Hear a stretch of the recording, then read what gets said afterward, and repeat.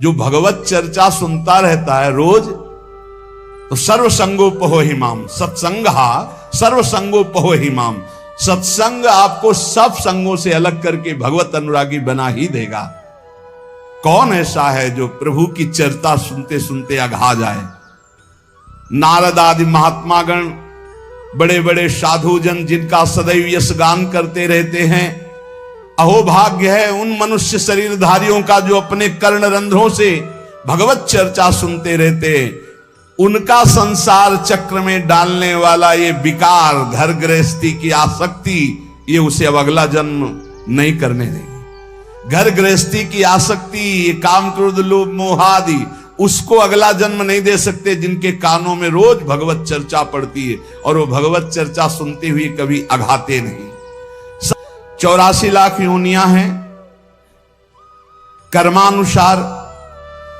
इन 84 लाख योनियों में जीव भ्रमित होता है। इस योनि में एक एक योनि लाख लाख प्रकार की है। एक योनि लाख लाख प्रकार की है। अब जैसे रेंगने वाली योनि, अब रेंगने वाले में कितने प्रकार के जीव हैं? सांप हैं, खनखजूर हैं, केचुआ, कितने प्रकार के जीव हैं रेंगने वाले में। एक है जलचर, अब जल में कितने प्रकार के जीव हैं।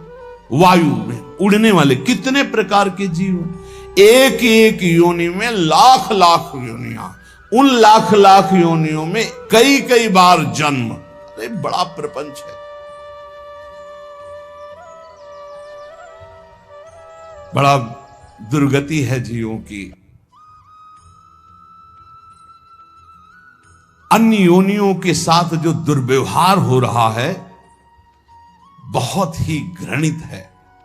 कैसे तुम्हें बता, 1.5 घंटा धीरे धीरे जला जला करके पका रहे हैं पशुओं को, फिर उन्मत्त होकर मदिरा पान करके उसका खान पान कर, क्या कैसी दुर्गति जीते जीव अपनी कर रहे हैं। 84 लाख योनियों में एक एक योनि में लाख लाख प्रकार की योनियां, एक एक योनि में लाख लाख बार जन्म होना। ऐसे थोड़ी है प्रपंच हाहाकार। ऋषिजन इसलिए कर रहे हैं कल्याण कर ले, भूल मत कर। यही एक चांस है मनुष्य दे जिससे तू अपना कल्याण कर सकता है, अन्य योनियों में नहीं। अब सोचो उस जीव की क्या हालत है। हाथ पैर बंधे हुए लोहे की छड़ में फंसा हुआ है, आराम से धीरे धीरे अग्नि उसे जला रही, वो कीक रहा है, चिल्ला रहा है और वो आनंदित हो रहे हैं। वो थोड़ा थोड़ा पीते जा रहे हो, देख रहे हैं पक रहा है। पका लो, तुम्हारे तो खाने के काम में आएगा, तुम खाने के भी काम में नहीं आओगे। ऐसी तुम्हारी हालत काल करेगा, जब वो जलाएगा तो तुम खाने के काम में भी नहीं आओगे। बहुत होश में, बहुत होश में, बहुत होश में। ये कर्म तुम्हारा कहीं बख्शने वाला नहीं, तुम्हें दंड देगा। 84 लाख योनियां, एक केवल मनुष्य योनि जिनमें आप अपना उद्धार कर सकते हो। मानव जीवन गिने चुने श्वासों वाला है, गिने चुने श्वासों वाला। इतनी श्वासें आपकी हैं, बस प्रतिपल माइनस होता चला जा रहा है, खत्म होती चली जा रही। यहां हम आनंदित हो रहे हैं, 30 वर्ष के हो गए, 35, अरे आनंदित नहीं, 35 वर्ष गए जीवन के। मूल कार्य के लिए जो आए हो भगवत प्राप्ति, उसमें क्या किया? बोले कुछ नहीं, अभी तो खेलने खालने की उम्र है। मरने की उम्र कौन सी है? कभी भी तो मर सकते हो, तो अपना काम क्यों नहीं बना लेते? राधा राधा राधा। यही अवसर है जीव आवागमन के अनादि चक्र से अपना छुटकारा करके अपने स्वरूप में स्थित हो सकता है, भगवत प्राप्ति कर सकता है। जन्म मृत्यु का चक्र कब तक चलेगा अकल्पनीय, कल्पना भी नहीं कर सकते। काल चक्र आपको घुमाता रहेगा। इसलिए मनुष्य जीवन में भगवत प्राप्ति का अवसर है। ये काम क्रोध लोभ और मोह, ये 4 प्रधान ऐसे हैं जो इस चक्र को चलाते रहते हैं। आवागमन, पुनरपि जननम पुनरपि मरणम पुनरपि जननी जठरे शयनम, ये चक्र चलाते रहते हैं। काम क्रोध लोभ मोह, इन्हीं को नरक की गति कहा गया है। इनमें से किसी में भी एक में पैर पड़ जाए, काम में, क्रोध में, लोभ में, मोह में, फौरन चारों आज करके उसे घुमाने लगेंगे, बार बार जन्म, बार बार मरण। नरक की दारुण यंत्रणा हर योनि में उसको प्राप्त होगी। केवल मनुष्य योनि ऐसी जिससे अपने को बचा सकते हो। केवल मनुष्य ही सत्कर्म करने में स्वतंत्र है, नवीन कर्म करने में स्वतंत्र है। अन्य प्राणी तो पूर्व में जो संचित कर्म गोदाम लगा उसी को भोगते रहते हैं। वो अशुभ कर्मों का नाश करते रहते हैं, भोग भोग करके। वो नवीन कर्मों का उपार्जन नहीं कर सकते। मनुष्य नवीन कर्म उपार्जन कर सकता है। मनुष्य कर्म करने में स्वतंत्र है। मनुष्य ही है जो अपने कर्म संस्कारों को भस्म कर सकता है, दूसरा कोई योनि नहीं। अब उसे सोचना है कि जो आपके गंदे कर्म जमा हैं उसमें और प्लस करना है या आग लगाना है पूरी गोदाम को। स्वतंत्र हो आप। काम, क्रोध, लोभ, मोह ये जिनके जीवन में है, निश्चित समझो उनका जन्म मरण पक्का है। जन्म मरण पक्का है। इन चारों को मिटाने के लिए चार ये पहलवान ताल ठोक के खड़े हैं। काम, क्रोध, लोभ, मोह ये शत्रु, तो सत्संग, परोपकार, वैराग्य और नाम जप, ये चार ऐसे हैं कि इन चारों को चटनी बना देंगे। रोज सत्संग सुनो, अपने भोजन में से चाहे एक रोटी निकालो, रोज दूसरों के उदर में जाने वाला विधान करो, परोपकार की भावना और वैराग्य। जननी जनक बंद सुत दारा, तन धन धाम सुहृद परिवारा, सबकी ममता ताग बटोरी, मम पद मन बांध बरडोरी। छोड़ दो भगवान के भरोसे में और अपने कर्तव्य का पालन करो। ज्यादा चिंता मत करो, चिंतन करो प्रभु का, वो सब संभाल लेंगे। अनंत ब्रह्मांड संभाल रहे हैं। तुम्हारे परिवार में तो 2 4 6 लोग ही होंगे।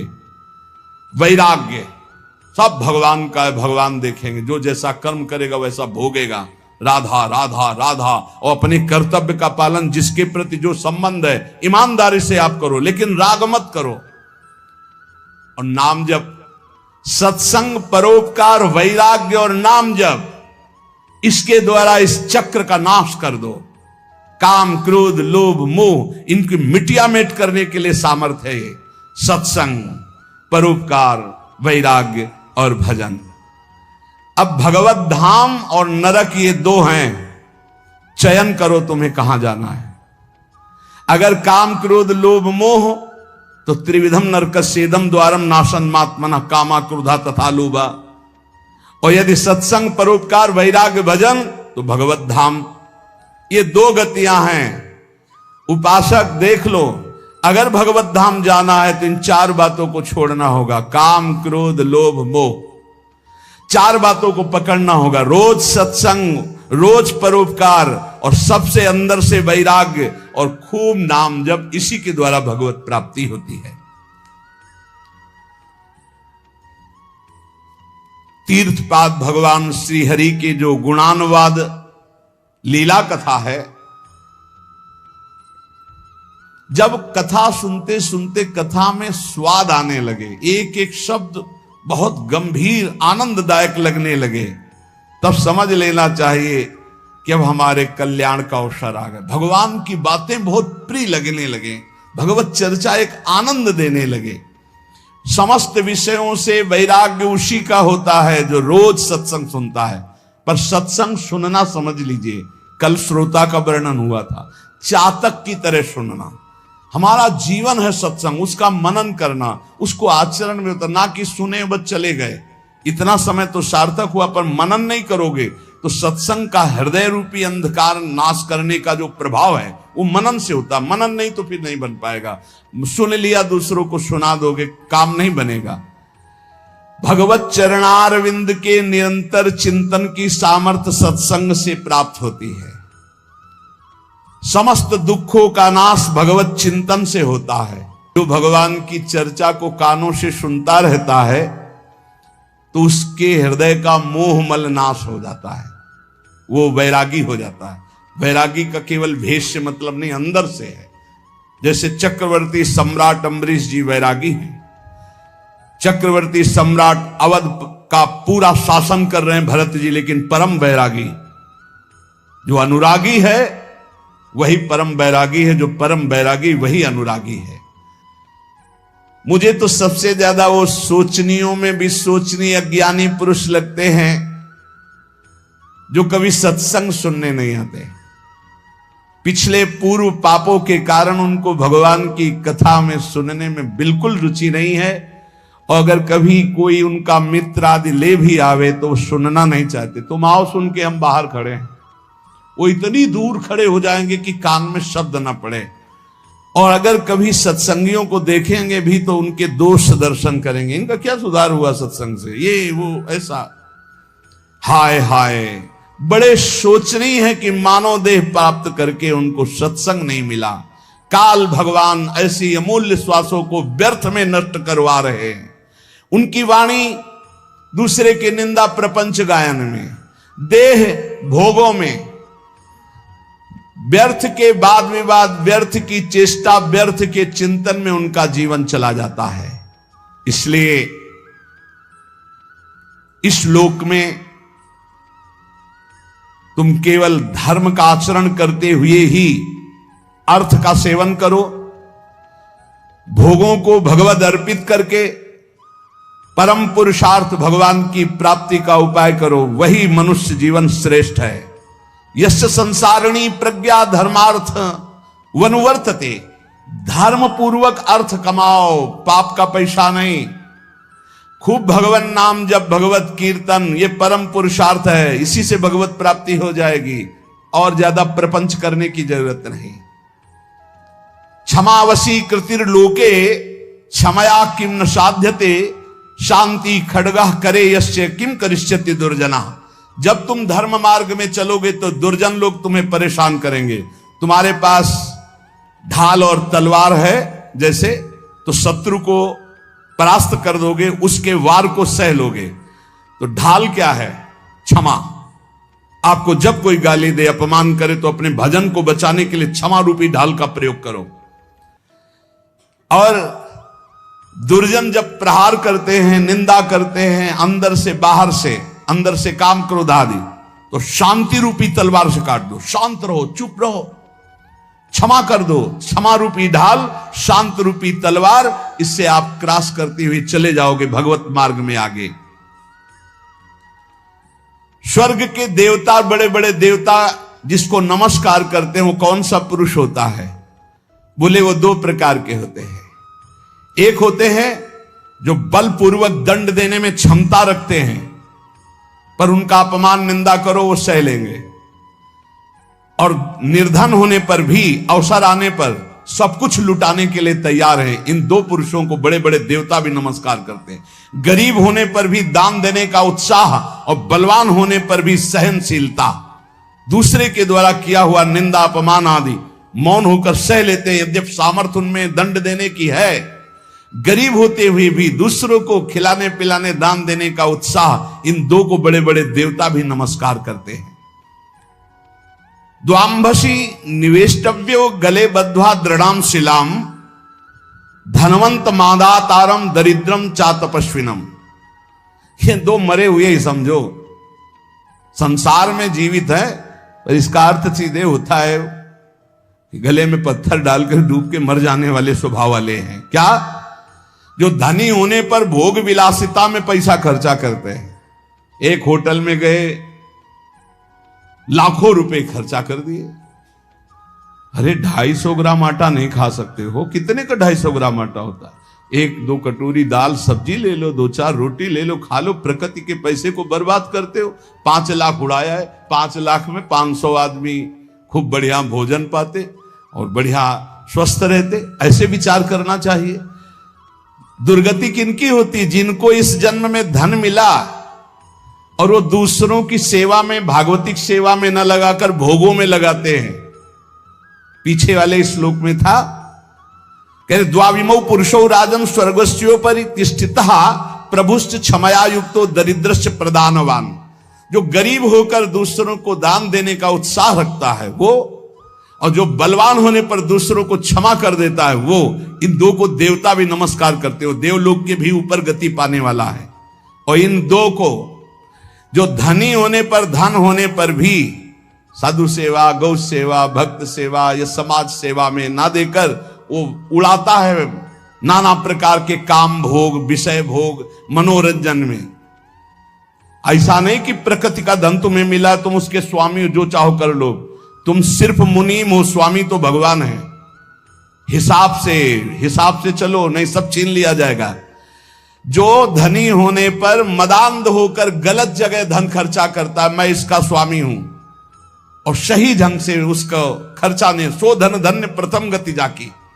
अरे कितने ऐसे बीमार लोग हैं जिनके पास अर्थ व्यवस्था नहीं, कितने भूखे लोग ऐसे हैं जिनके पास भोजन व्यवस्था, हम कह रहे हैं बहुत वास रहित लोग हैं जिनकी वास व्यवस्था नहीं। तुम्हारे पास धन बड़ा है, अरे कितने कितने करोड़ ऐसे मनोरंजन में, पूरे भारत में एक एक कुटिया बना दो, एक एक गांव में तो एक एक परिवार तो रह जाएगा। धन का सदुपयोग है दूसरों के सुख में लगाना, अपने मनोरंजन में लगाना नहीं। अपनी आन बान शान किसमें है? भगवान प्रसन्न हो जाए, इसमें नहीं है कि संसार जान जाए कि हमने इसके लिए इतना पैसा खर्चा किया। दुर्गति होती है। धन अगर वो धर्म विरुद्ध आचरणों में जा रहा, तो तुम स्वामी के द्वारा दिए हुए धन का अपमान करो। तुम स्वामी नहीं हो, लक्ष्मीपति नारायण है, तुम थोड़ी हो। तुम तो मुनीम हो, तुम्हें केवल पुण्य बल से उतना अधिकार मिला है, छीन लिया जाएगा, देख लेना। इसी जन्म में दोनों क्रियाएं देखी गई। मदोन्मत्त हो जाने से श्री वैभव अंतर ध्यान हो जाता, खत्म खेल, पूरा जीवन जेल में काटो। और जो दरिद्र होने पर कष्ट सहकर भगवान नाम जप करके अपना काम नहीं बना लेता है, भोगों के लिए ललचाता हुआ दूसरों की चाटुकारिता करता है, दोनों मरे हुए पुरुष हैं ये, मरे हुए। जिन हरि भगत हृदय नहीं आनी, जीवित सौ समानते प्राणी। हरणम च परश्वानाम परदाराभिमर्शनम सुहृदश्च परित्यागस्त्रयो दोषा छयावहा। महान धर्मावतार भगवान की परम प्रेमी विदुर जी, ये जो दूसरे को फुसला कर या जबरदस्ती या किसी भी प्रभाव से दूसरे की संपत्ति का अपहरण करते हैं, या मित्र की पत्नी या व्यवहार बनाकर या प्रलोभन करके दूसरे की स्त्री के साथ सहवास करते हैं, और जो अपने मित्र के साथ दगाबाजी, धोखाबाजी, सुहृदों का परित्याग करते हैं, इनको निश्चित दुर्गति प्राप्त होती है। ध्यान से सुन लो, यही निर्णय करने वाले हैं। धर्मराज का सीधा अवतार विदुर जी हैं और धर्म का अंशावतार युधिष्ठिर जी हैं। सीधा धर्मराज ही आए हैं विदुर जी के रूप में। वही कह रहे, हरणम च परश्वानाम परदाराभिमर्शनम, बहुत बड़ा पाप है अपनी भागवतिक पद्धति से स्वीकार की हुई अर्धांगिनी के सिवा किसी माता बहन की, वो तुम्हारी दुर्गति कर देगा, या अपने पति के सिवा किसी और, वो तुम्हारी दुर्गति कर देगा। परदाराभिमर्शनम, आयु क्षीण हो जाती है, श्री क्षीण हो जाती है। आपको लगता है, कहते हैं कुछ लोग ऐसा कहते हैं कि आप जो जो वर्णन करते हो सब उसमें बड़े मौज से है। तुमको बताया है आखिरी इच्छा पूर्ति की जाती मरने वाले की। इनकी आखिरी इच्छा है तुम अजर अमर तो हो नहीं तो देख लेना इनकी क्या गति होगी। भैया 2-4 बार डकैती से सफल हो गया तो लाखों रुपया उड़ा रहा, तुम कह रहे हो बड़े मौज में। और जिस दिन पकड़ा जाएगा ना, और फिर जब दंड उसको मिलेगा, तब आप देखने नहीं जाओगे कि उसको क्या क्या दंड मिलता है। ऐसे ही जब यमपुरी में जीव जाता है यहां से कर्म करके, तो शास्त्रों में पढ़ो, तुम्हें शास्त्रों तक पहुंच नहीं और विश्वास नहीं तो तुम मानते नहीं हो कि नरक है। जो दूसरे का धन अपहरण करता है, दूसरे की स्त्री का संसर्ग करता है, मित्र बना करके, व्यवहार बना करके पराई स्त्री के साथ सहवास करता है या पराय पुरुष से सहवास करता है, जो अपने सुहृद मित्र को धोखा देता है, परित्याग करता है, ये सब नरक जाने वाले पाप हैं। भक्तम च भजमानम च तवास्मीति च वादिनम त्रिनेतात शरणम प्राप्तान विस्मेपि न संत्यजे। जो तुम्हारा भक्त हो, तुम्हारी सेवा में रहा हो और एक बार हृदय से कह दिया कि मैं आपकी शरण में हूं, ऐसे 3 प्रकार के मनुष्यों के संकट आने पर पूर्ण रूप से सहयोग करना चाहिए। गृहस्थ में अपने कुटुंब में जो सबसे बूढ़ा हो उसको सबसे पहले भोजन देना चाहिए, धर्म का आदेश है। यहां बहू और लड़का कॉफी और समोसा और चाय छान रहे हैं और बूढ़े टुकुर टुकुर हेर रहे हैं। अगर कुछ कहें भी तो डांट देंगे, तुम्हें घर में तो रहना है, बना लेना चाय पी लेना, हमें ऑफिस जाना है। और ज्यादा बात किए तो 2-4 थप्पड़ मार दिए मां के, पिता के। कुटुंब में सबसे पहले भोजन का अधिकार किनको है? गरम गरम भोजन बना के पहले वयोवृद्ध, फिर दूसरा अधिकार बच्चे, फिर तीसरा अधिकार अपने जो आए हुए जन हैं, जो घर के जन हैं। बनाने वाला सबसे बात के, ये नहीं कि बनाने वाला पहले चक छान के फिर जो मनाया सो परोस दिया। ये वो रसोई में कभी कमी नहीं हो सकती जो ऐसी रसोई होगी। एक अन्नपूर्णा जी का कृपा प्रसाद होता है उस रसोई में। रसोई में कभी भोजन पाया ना जाए, रसोई कभी जूठी ना हो, बाहरी कोई रसोई देख ना पावे, रसोई पर्दे में रहे और पवाते रहो। आप देखो अन्नपूर्णा कैसे आप पर कृपा करती है। लेकिन यहां तो ऐसे दलित दुराए की हद है। वो उतार के रखा, धुआं निकला, मुंह में डाल के खा रहे हैं, वही खा रहे हैं, परोसा। ना भगवान से मतलब, ना भगत से मतलब है, ना बूढ़ों से मतलब है, ना। ऐसी दलिद्रता छाई हुई है रसेंद्री जनेंद्री की, पूछो मत। ध्यान से सुने, इसीलिए महापुरुषों के वचन सुना रहे। आज से जो सुन रहे हैं, भोजन में सबसे पहला अधिकार रसोई में वयोवृद्ध का है।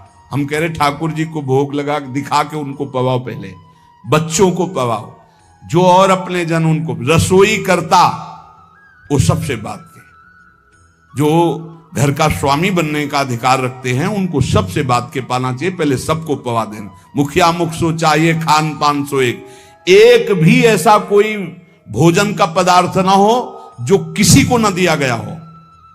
छुपाव नहीं होना चाहिए। रसोई में जो बने सबको, पंगत में जो परोसा जाए सबको, नहीं परोसा ही ना जाए। ध्यान रखना, नहीं इससे अपराध लगता है। 20 को कुछ और, 30 को कुछ और, 50 को कुछ और, ऐसा एक।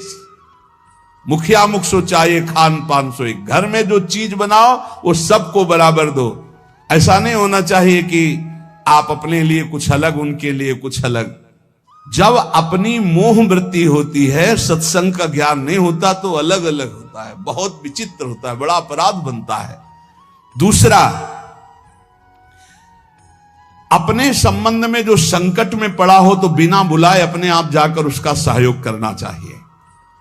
तीसरा, यदि अपनी बहन संतानहीन हो, व्यवस्था ना हो और वो अपने पास रहना चाहे तो आदर के साथ पूरे जीवन उसको रखना चाहिए। भगवान धर्म स्वरूप विदुर जी कह रहे, अगर गृहस्थी में रहकर ये 4 आचरण संभाल ले जो अभी बोले गए और नाम जप करे तो भगवान की प्राप्ति निश्चित है। बड़े बूढ़ों को भोजन में सबसे पहला अधिकार है। बड़े बूढ़े भगवान साक्षात, मातृ देवो भव, पितृ देवो भव। यदि तुम्हारा कोई संबंधी कष्ट में है तो बिना बुलाए जाओ, उसका सहयोग करो। और यदि तुम्हारी बहन संतानहीन, धनहीन है, परिवार में उसको नहीं रखा जा रहा, आप आदर पूर्वक जीवन भर रखो, इससे भगवान प्रसन्न हो जाएंगे। इन महान पुरुषों के वचनों का बार बार मनन करो और अपने आचरण में उतारो। कभी तुम्हारा कोई पुण्य दान आदि बन जाए तो ये तुम्हारा अहंकार अंदर से उठेगा कि उसका वर्णन करूं, मत करना, वो तुम्हारे बहुत काम आएगा आगे चल करके। कभी किसी को पानी पिला दिया हो,